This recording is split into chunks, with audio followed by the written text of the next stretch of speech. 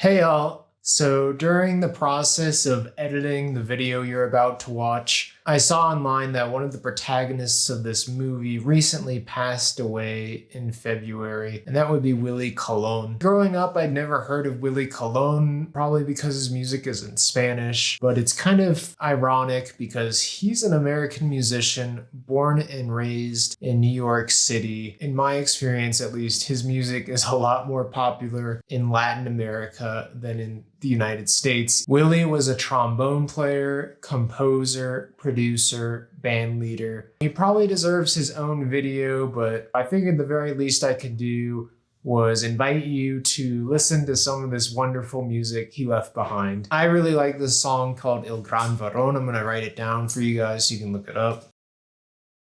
So thank you, and here's the video. So I just watched the movie Our Latin Thing. This is a free documentary here on YouTube. It's basically live footage of a concert given at the Cheetah nightclub in New York City in the year 1971. Some people attribute this concert to the birth of salsa music. And then other people say salsa music isn't even a real genre. This is just Cuban sun music. And this debate about, is this salsa music? Is this not salsa music? What is salsa music? What's the difference between salsa music and Latin jazz? It's kind of got my head spinning. I'm just gonna talk about this movie, what I liked, what I didn't like, and what I recommended.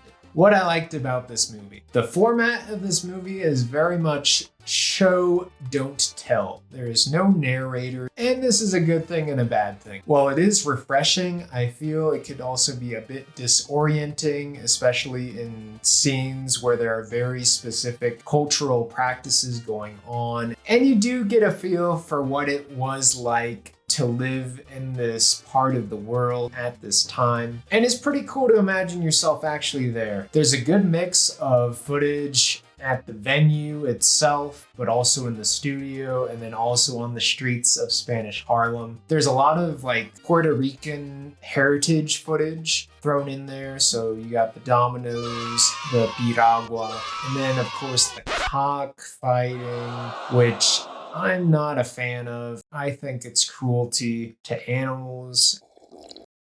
So musically, I thought the performance that Fania All-Stars gave was very impressive, but a tad repetitive. And that's just the nature of this music. This music is based on something called descarga. The closest thing in English would be a jam session. So there's no fixed song structure. They're just kind of looping the same harmonic pattern, if you will, and soloing on top of that. It's not for everyone. I personally think this type of music is a lot more exciting in person than it is to listen to on record, but it was fun watching it in a documentary. So what I didn't like. So of course I didn't really like the cockfight scene. It just seemed really out of place, kind of contradictory to the overall message of the documentary.